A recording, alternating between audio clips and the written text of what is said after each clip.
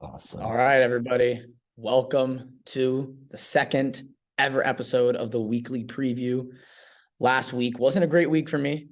Actually, a pretty terrible week for me and a pretty terrible week for a lot of other cappers as well. I was following some and they did badly too. 2023 has been a great year so far has been a great year for a lot of sports bettors. It's been fine for me. We're back to even on the year, but we have a fresh start this week and we're going to preview a couple of games. We've got the NFC and AFC championship. With four very good teams and two very even matchups. We also got some NBA and some college basketball for you. March Madness is coming up soon, kind of soon, right? I like to say it soon. Well, we definitely have stuff to talk about. For preparation of March Madness. March Madness is my favorite time of the year, so especially in sports. So I am definitely a big fan of it. I'm going to share my screen right now, and we are going to get started in this NFL game. Jacob, you can see my screen, right? Yeah. All right, perfect. So first championship game, NFC championship, San Francisco and Brock Purdy traveled to Philadelphia. The line, Philadelphia has been bet up to a point, right? They were 1.5 point favorites to open, and now they're 2.5 point favorites at home. Total is at 45.5. So pretty close, just under a field goal. Both of these are very even lines. We're going to go to some props. Jacob, you got any props you want to share? Anything you will like? Just looking at it so far. I mean, that Jalen Hurts anytime touchdown score is looking pretty good. I have no idea what that will probably be like -1. What is plus it? 127. Plus That's 127. Good. Again, I is Brock Purdy not going to slow down? I just read he's one of 4 or 5 rookie quarterbacks to make it to this far playoffs. He's still playing well. I like McCaffrey over on his rushing attempts. So they usually don't come out till the day of, or if they have it. Not out yet. So yeah, actually that Miles Sanders over 10, that looked pretty good right there. But yeah, so I also agree with with your take on McCaffrey. I'm assuming the sports books may kind of adjust the line, but they took Brock Purdy out of the game plan against the Cowboys, so I wouldn't be surprised they do it again against a really good defense in the Eagles. I guess a couple of things I can look at. I'll just look at a few things. Anytime touchdown score, McCaffrey obviously is minus odds, but you got to think he's going to score if the Niners score, right? You got to think it's going to be him. Especially since I don't see a heavy passing attack from the heavy passing attack from the Niners, and then probably reception yards. There's nothing really I like too much. I'm not a big prop guy, but Jacob, as you said, rushing attempts, those are pretty good. Yeah, and that leads me to the under. So unders hit on every game, I think, last week, right? Did they? Yeah, I think it went. Yeah. Philadelphia hit. I know that. Yeah. Dallas definitely hit in San Francisco. I guess you're right. So I'm still leaning with the under on this. I think, again, if you take Brock Purdy out of the equation, they're going to be throwing little dump passes to McCaffrey. Jalen Hurts is still a little bit banged up. He's not 100%. So they're just going to, I think they'll try and keep it semi-close game. But so my official bet at the moment right now is the under 45.5. I like that. I mean, Niners are on a good win streak. Both teams have stacked rosters with stacked defenses and great defensive schemes. Doing a quick breakdown, I mean, look at both these defenses are very good.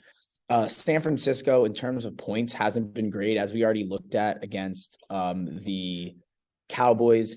They've let up a lot of points due to not having their starters for most of the season. But when this defense is healthy, they are absolutely insane. They have the best open field tackling I've seen. Their secondary has some holes in it. So I wouldn't be surprised if Hurts takes advantage of that, or if the Eagles do, Sirianni, and make a game plan. But definitely this Niners defense is great. And same thing with the Eagles. I mean, they are terrific. They are great against the pass, great against forcing turnovers, and great at getting sacks.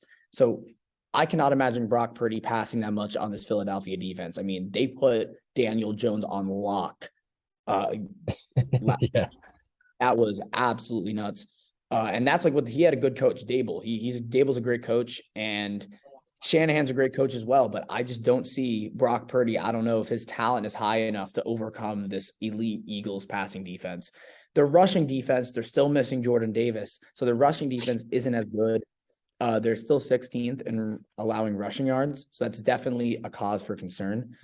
And that's where I think the Niners will be able to take advantage. In terms of rushing yards, they rank 8th, but they got McCaffrey at the midseason mark, so they've got a lot better since then. The Niners are great in yards per play and great at limiting turnovers. If they can play a solid brand of offense, a solid brand of football, they have plenty of weapons to make it happen. I won't be surprised if they're able to do a little bit on this Philly defense, but they really need to play a solid brand of offense. They have the talent to do it. They have the talent other than Brock Purdy kind of tear this team apart. And Philadelphia is great as well. Great in the red zone, great on third down, great at getting first downs. They're really good at everything. Their rushing attack's great, passing attack's great. They are overall stacked team. If I had to lean one way at home, the Niners seem to not get it done in a lot of these big games. I would lean to the Eagles -2.5. No official play yet, but they're at home. They have a lot more momentum, in my opinion, than the Niners do.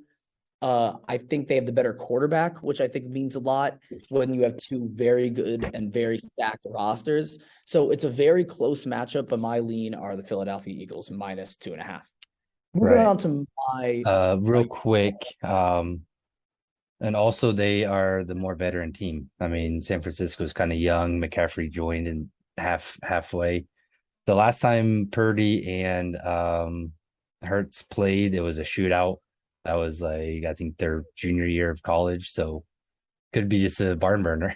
But yeah, this is gonna be a good game. And also remember, most futures are on San Francisco. Yeah, I do have something to say about the future in a minute, because we're moving on to the Cincinnati-Kansas City game. And if you remember, if anyone watched the last weekly preview, I said if the Bengals beat beat the Buffalo Bills, I would pick them to win the Super Bowl. And I'm sticking with that. Yeah. I really think they have everything to win the Super Bowl. Their roster is stacked. I think Joe Burrow right now is an absolute monster. With a lot of confidence. And to me, this seems like a game. This is the Cincinnati Super Bowl to win. I don't think Kansas City's roster is strong enough, but we'll get into that right now.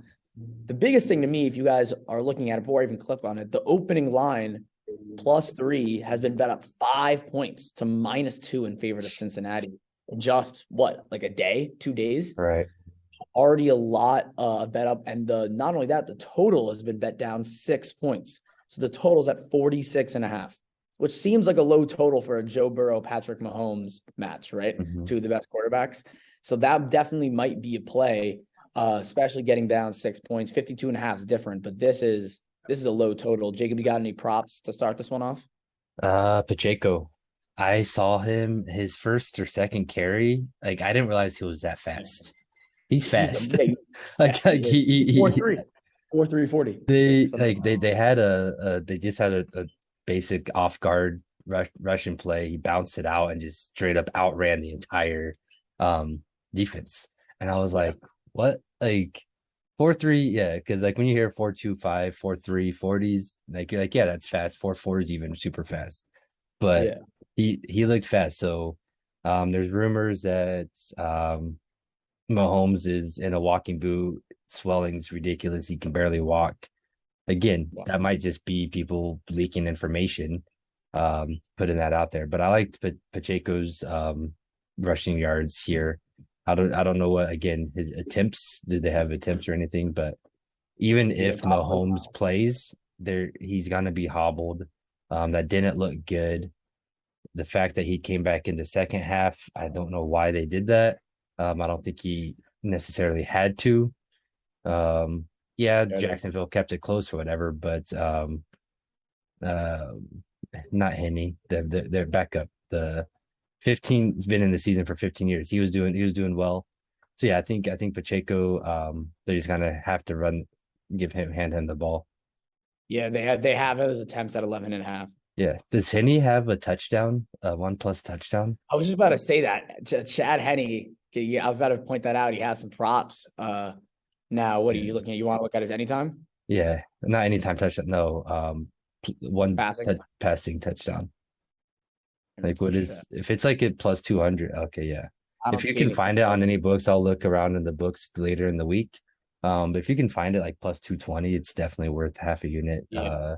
Even possibly a unit. I mean, you're risking half a unit to win one unit. So, Sure. um, because yeah, that ankle. I mean, I'm sure he's gonna get some of the Aaron Rodgers ayahuasca Yeah. to numb his ankle, but it's gonna be hobbling him for a little bit. So my official play on this is Patrick Mahomes, or sorry, Isaac Yeah. Pacheco over. Mhm.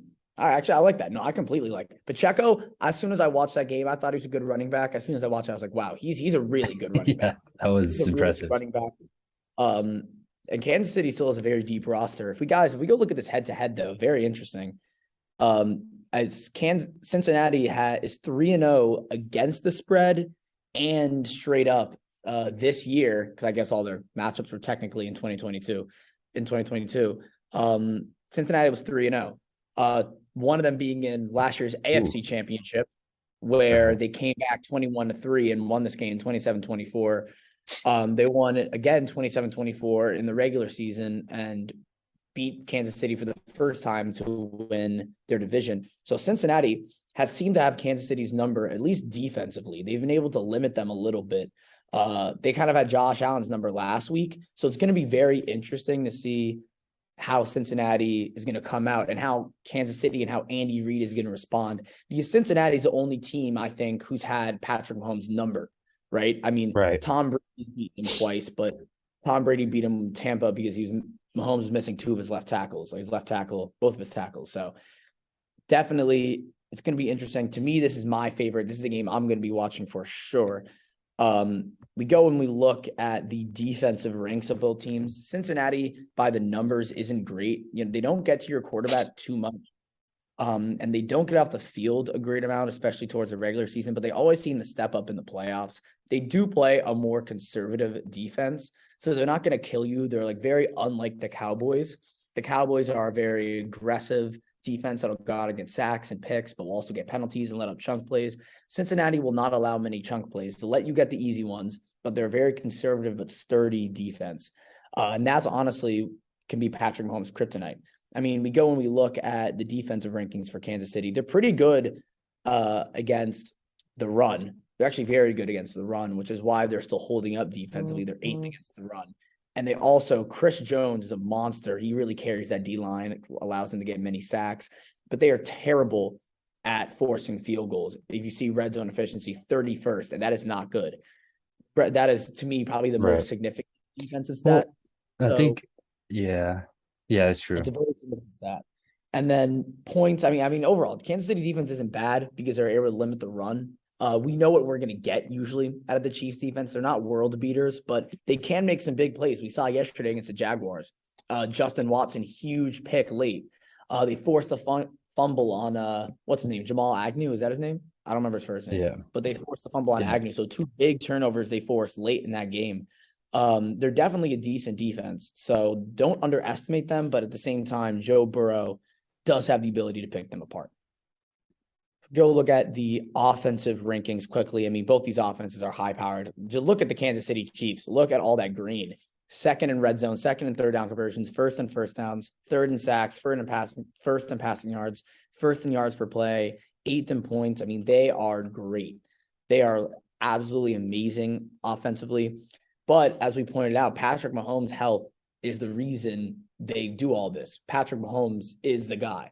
You know, if they don't have Patrick Mahomes, this offense isn't even close to the same.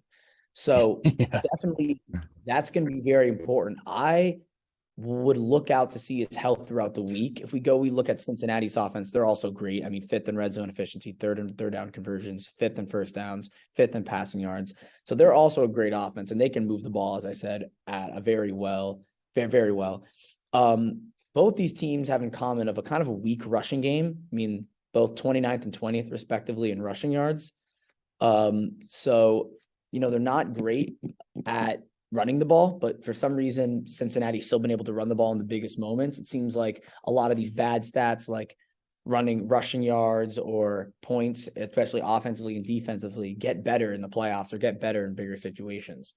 Right. They're 24th in sacks allowed. Their O-line, and that's another thing to look out for. So I am going to say right now, I'm not going to make any plays on this game yet. The spread is at 2.5, but I would not look at any plays until we know the full injury report, especially one with Patrick Mahomes and two with the Bengals O-lineman, Alex Kappa and a couple of the other guys. They were missing 3 O-linemen against Buffalo. Buffalo, excuse my language, shit the bed against the Bengals. So it's going to be, I don't think the Chiefs will shit the bed like the Bills did, but it's definitely something to look out for. O-line health, quarterback health. That's all I really got. Jacob, you got anything else to say? One thing to also look at is of course, that money's being moved and the bets, the lines changed dramatically. I'm sure this is probably one of the highest moves in probably a playoff game history, or if not top 5. But similarly happened last week. It was a typical trap game between the Bengals and Bills. The line kept moving towards the Bills, but money kept coming in on the Bengals.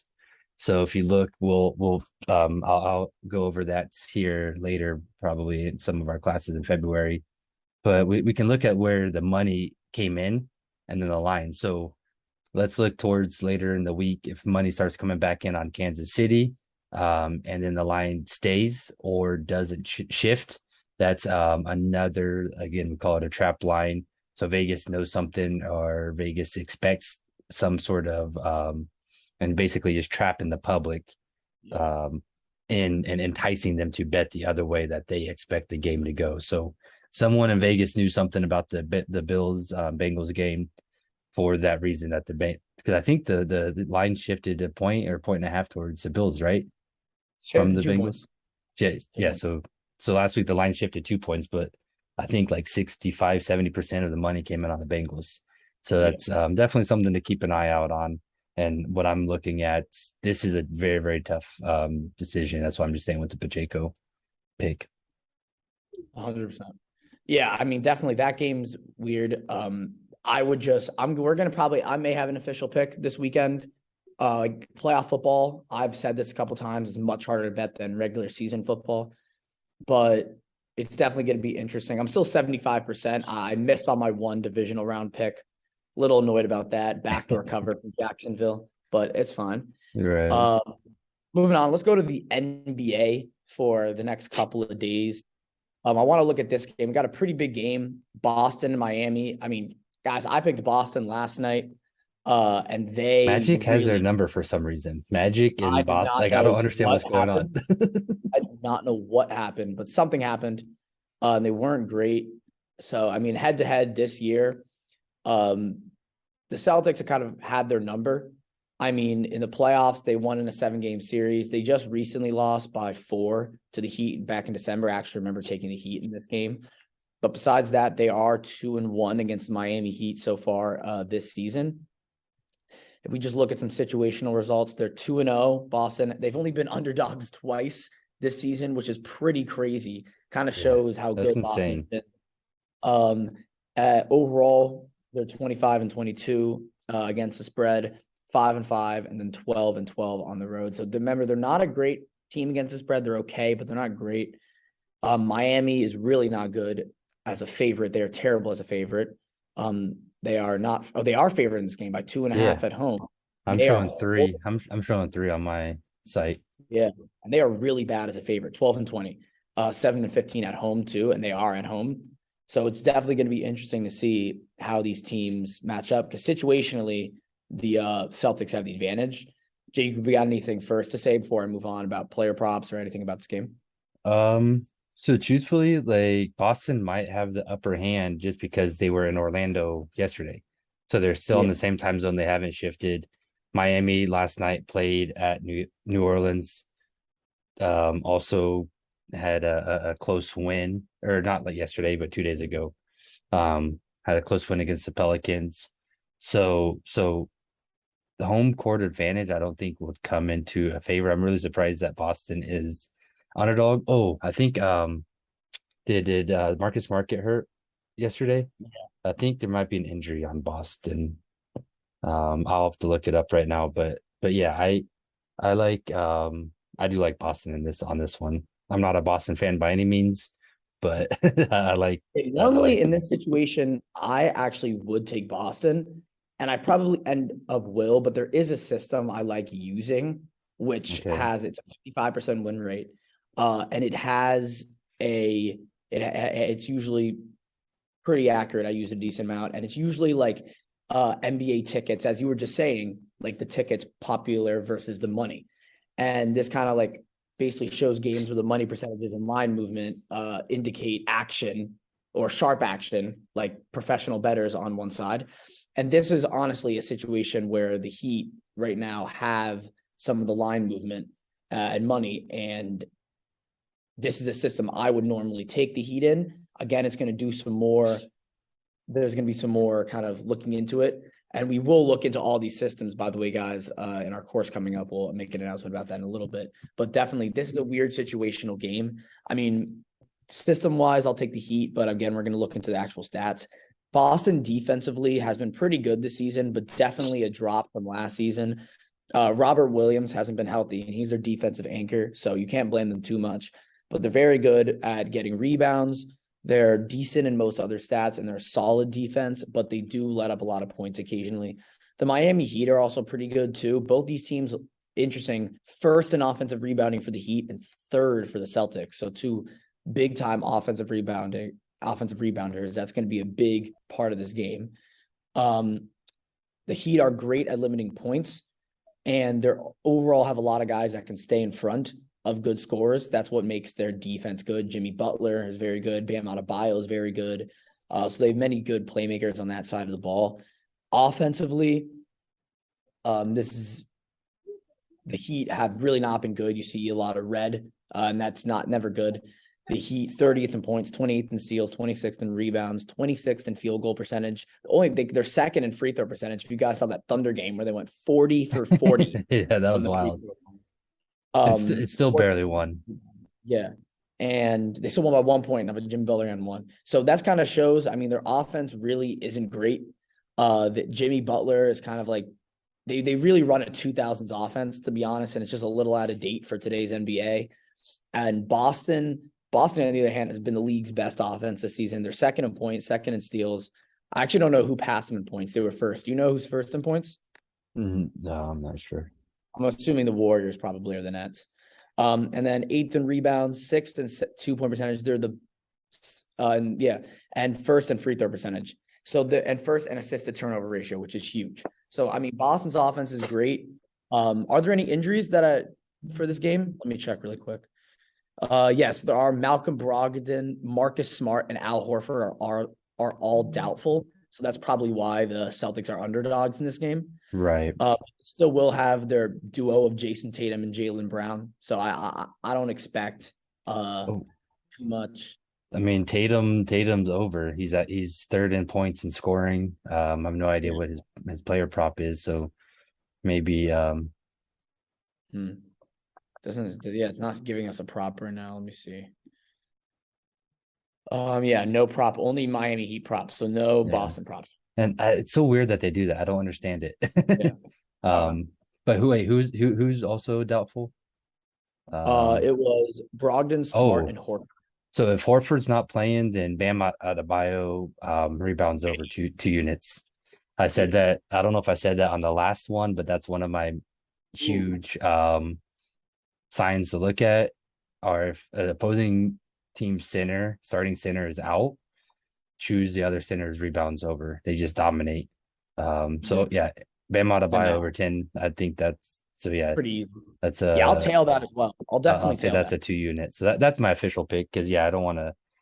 I mean, I'm not a Boston fan. I'm not going to bet them to win, or to cover. Yeah, I would say my pick for now. I mean, again, here, especially with Horford out, no Brogdon, no Smart. I'm not an official pick yet, but the Miami Heat look good. I mean, at home, Smart. That's a lot of their defense, And if they don't have guys like Smart and Horford that are going to stay in front of their two best scorers, I see the Heat having a good game here. Tatum and Brown weren't great last night. They're coming off a back-to-back. Right now, my pick is Miami Heat -2.5 at home, especially with the system I have in. So that's my play for now. Not official though. If obviously Horford is playing, then that's probably going to be it. Yeah. So I say 2 units right now, but we'll have to wait till game time to see if he's playing or not, if he suits up. Because even an injured Horford will take away some rebounds and everything. Here we go. Next game. We're just looking at the big ones tonight, the streamed ones, the broadcasted ones. Clippers at Lakers, the Battle of LA. There's no home or away team here. They both play in the same stadium. I guess like they just paint the court in a different way. I don't know if that gets an advantage. They paint the Lakers logo on there instead of the Clippers logo. The Clippers are getting 5.5 points. I'm actually a bit surprised. I think the Lakers are a pretty good team recently. And they've been a pretty good covering team, I think. I mean, let me go. I can go and check that quickly. Situationally. So in the last 10, the Lakers have been 7-2-1 against the spread. That's a very interesting statistic. While the Clippers have been. Oh, fuck. At home, I guess it doesn't really matter because there's no home or away team here. This is kind of a neutral. I guess it's still favoring the Lakers because I don't 95% of LA people are Lakers fans. So I don't know anyone that's really a Clippers fan in LA. So definitely the Lakers probably have the advantage in terms of fans, but the home court advantage doesn't do too much as the Clippers are not going to travel. If we go, you got any props quickly before I move on to the trends? I'm not sure. Russell Westbrook may be over his PRA. He's been playing pretty well. He's at 31.5. That's actually relative. So yeah, if he gets, he's a walking triple double. I'm a Westbrook fan, but I don't have any props on this. I do have a play though. Perfect. Yeah, we'll get to that in a minute. So yeah, moving down. We go to the injuries. LeBron is questionable, but it seems like he's always questionable. He usually plays. He's been listed as questionable 20 games, and he plays anyways. So I wouldn't be too worried about that. If we look at the head-to-head result, the Clippers have won the last 2 matchups this season, and they won and they covered 103-97, 114-101. So the Clippers have the Lakers' number as far as this season is concerned. Anthony Davis is still out, correct? Yeah. So that's pretty big. If we look at the team stats, we can go to the defensive rankings. The Clippers have been really good defensively, even though they don't have Paul George and Kawhi for most of the season. They're 4th in points, 4th in steals, 8th in field goal percentage, 8th in 3-point percentage, 11th in rebounds, 12th in 2-point percentage. So very good at limiting teams defensively. They do have turnovers, so they're not great at forcing turnovers, but they're still a very good team in terms of defensively, and they're very solid defense. They have many playmakers on that side of the end or that side of the floor. In terms of the Lakers, they probably would be better if they had Anthony Davis, but he has been injured for a while now. They are very good at getting defensive rebounds, but they're not great at limiting field goal percentage. They're just about average. They let up a lot of offensive rebounds, and they let up a lot of points. That's kind of due to a lack of effort. This team's pretty old, and that usually happens with older, more veteran teams. They don't put in as much effort on the defensive side of the floor. So naturally, they're going to let up more points. They did just pick up Rui Hachimura, so I don't know. Is he playing tonight? That is true. I have no idea if is he playing? Maybe. They come from Washington so I don't know. I'm not sure how that trade is. He hasn't played up to his hype at Washington, so but that's kind of a wild card right now for that game. For sure. And offensively, the Clippers have not been great, and this was kind of the story of last season too. They're 5th. They don't turn the ball over a ton, but they don't also make a lot of passes. They play a lot of one-on-one, and especially when you're missing Paul George and you're missing Kawhi Leonard, right? It's a little bit difficult to do these types of things. They're 21st in field goal percentage, 23rd in free throw percentage, 27th in 2-point percentage. Overall, they're just not an amazing team. offensively. They've had guys in and out, and they really don't have, in my opinion, just a good brand of offense. Right. How can Going you to when the you have so many injuries? Yeah, exactly. Going to the Lakers, I mean, they're sixth in points, sixth in rebounds, sixth in field goal percentage. So they're definitely not a bad team offensively. I mean, they do have LeBron James, who's still playing very well. They do have Russell Westbrook, who, despite his many flaws, can still play good offense. They do have Dennis Schroeder, who's actually been playing very well recently. Right. I think he's the reason that they're doing so well against the spread. 100%. They have Thomas Bryant, who's been playing well. Wenyen Gabriel. They have a couple of these guys who can make plays on the offensive end. And when you have LeBron James as a playmaker, usually very helpful. They are a terrible 3-point shooting team. That's been their problem for like the past 2.5 years now. Ever since they're after their championship run, they haven't had a 3-point shooter. They're not good at rebounding the ball. They're a bad rebounding team naturally. So again, that's not great. But overall, outside of the 3-point shooting and rebounding, they're a pretty good offensive team, and they're very good at getting to the rim. You have a pick on this game yet? Yeah, so the Lakers' last 5 have all been very, very close, tight. I mean, they lost to Philadelphia by a point, beat Houston, which isn't a good team, by 8, lost to Sacramento by 5, which you saw they can shoot lights out. Memphis, they beat by 1, and then they had that crazy comeback against Portland 2 days ago. Was that 2 days yesterday. And they beat them by a point. That was nuts. I had the Blazers too. Yeah, that was a 90% bad beat there. And then the Clippers, they really haven't been in a close game against San Antonio. They won by 5, but other ones have been blowouts. Either they won or lost. So with them, they just beat a good Dallas team at Dallas. I'm coming back, so I think it's going to be a close game. But with them traveling, coming from Philly, Houston, Utah, San Antonio, like they were at Utah, at San Antonio, at Dallas, and then now they're back in LA. That's the Clippers. I like the under. I think they're going to be playing on tired legs. Both teams are old, so I think the under 230 or 229.5. That's my play. Definitely a good play. I have a play on this one too, and that is the underdog, the Los Angeles Lakers plus 5.5. To me, I actually really do like the way the Lakers have been playing basketball. Plus 5.5 to me is a very good line. I don't like the Clippers offensively.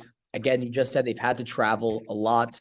I like the way the Lakers have been playing offense. Dennis Schroeder, they have many playmakers that can get in, and their defense has actually been improving. They're able to stay in front of guys a little better.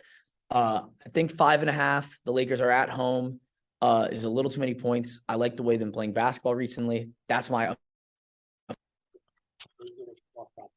Awesome. Yeah, I'm looking. So the Clippers are 6th currently. Let's see what the Lakers are. So the Lakers are currently in 12th. If they win this, they'll push them to a tie for the 10th position. Again, I need to get my tinfoil hat on. So it's my tinfoil talk. The Lakers, LeBron James not in the playoffs is not good brand for the NBA. So I don't know if there's a future right now, but they missed it last year. I don't think there's any way that they miss it again this year if they stay healthy. I mean, obviously injuries, nobody can miss. Oh, the lights just came back. Yeah, but these aren't updated. Yeah. Oh, the fan. It's so sorry. We're good.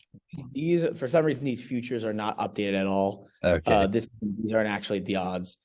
I will hope to check them, but guess we do not have them right now because those are not what the futures are. I think the Warriors are much lower than that.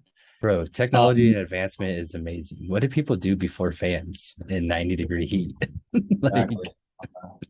Sorry, y'all. I'm in Ghana and I haven't had light for a day and a half. So someone decided to run into a transformer. Do you have any more NBA? I say I don't have anything else. I wanted to in your bag, taking your money. Yeah, I wanted to mainly just go over these 2 games. Actually, there's one more game I wanted to maybe quickly check because I have a system with it, and it's the same system I was just saying. And this would be to favor Dallas. Again, the money and the line movement is with the Mavericks. So I really do like Dallas to cover the spread here tonight. The Wizards aren't a great team, and I have the system that's following them. So this is definitely a nice little play to look for. I'm not sure if I want to make it official. I'm not going to make it an official play, but 38% of the money is coming in on the Mavericks. So I definitely want to point that out as a good system play for this game. Also, Washington's an East Coast traveling to the West Coast. We all know that. So under 226. I might tease that with Denver and the Pelicans. So I mean, or sorry, Denver. Wait, there's another East. Oh, the Suns and the Hornets. Charlotte's a terrible team, and they are on a Western road trip right now. Suns are playing decent ball without Chris Paul and Devin Booker, but they're under 227.5. So I might tease both of them 6 ways to get like minus 110, minus 105 odds. So if you want to take them straight up, that's fine. But it's hitting about 66%, 70% since I've started tracking it. The East Coast is going to West Coast. So all right. And now finally we'll end off with a little bit of college ball. Do you have anything for this, Jacob? I'll let you start it off. I haven't looked at much college plays today.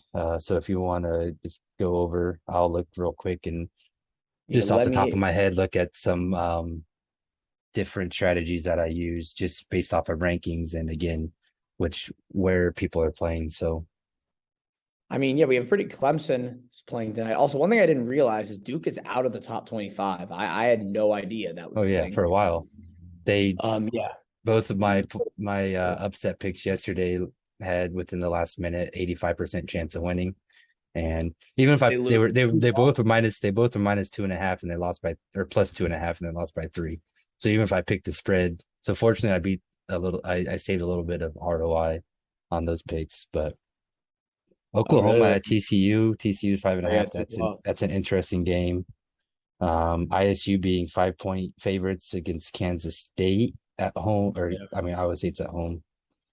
Yeah, it's the first time Duke and UNC have been out of the top 25 for multiple weeks in a minute. Yeah. You just pointed this game out. I actually like Kansas State to cover 5.5 in this one. That's going to be an official play for me. I think there's a little too many points. Kansas State's been very good this season. Their program has been really good overall. Football program is great. Basketball program is great. They're very good against the spread, 8-2, 3-2 on the road, and 3-2 as a dog. Offensively, they've been really good, and Iowa State has been terrible defensively. So I honestly really like Kansas State to cover 5.5 on the road tonight. Look up Louisville. I don't know if they're playing today, but Louisville basketball is in shambles. They might be the worst team in the Power 5 conference.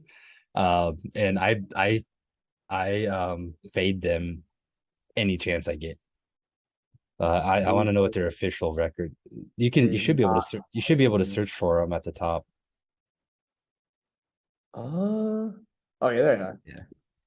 If they're not playing today, okay, if they're not playing today, then you have to go to Wednesday. Move the arrow over. Standings? All right, what's that? Yeah. There they are. Let's see. Yeah, let's see what. No spread out yet. No, what's their stats or their trends? They're 2-17. Look at their trends. Against the spread.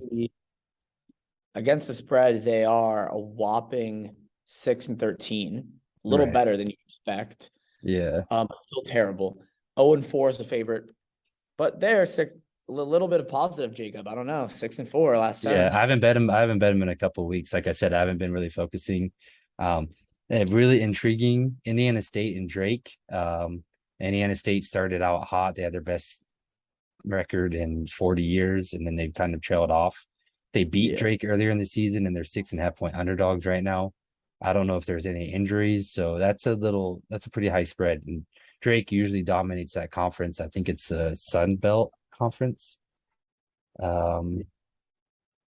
Not exactly. They usually dominate this conference, but definitely Indiana State might since they've already beat them, they know the game plan. So plus 6.5 is definitely high for me. I'll keep an eye on that game as well. All right, 100%. Think that's all we got for now. Again, these are all tentative because a lot can happen for the next 5-6 days. The basketball picks are the basketball picks apart from the Boston Miami game, but yeah. Join the definitely. VIP if you want the official plays. That's where they'll be posted. So yeah, we'll make official play. And quick announcement we wanted to say, we'll probably announce it in the free chat too. We will be coming out with a multi kind of series, I guess you can call it, multi-step kind of 4 to 6 course class. Yeah, 4 to 6 course class. If you're in the VIP, this will be completely free for VIP members. If you are not in the VIP, I think we haven't decided on the price for non-VIP members, but we will decide on that soon. But definitely, I would just recommend upgrading to VIP. We'll be coming out with the course soon, teaching you all of our systems, all of our tricks, all of the ways we come out with bets and maintain our winning percentages long term. So thank you guys for tuning in. Jacob, you have anything else? I'm 3-0, and I haven't had a losing week since January 1st. So let's keep that energy going on. I mean, I think I was like 1.7 units up last week, but still salvaged it. I lost 3.5 units yesterday to start. So my weeks from Sunday to Sunday. They start on Monday, I guess, Monday to Sunday. So we'll see how the rest of this week goes. All right, perfect. See you guys.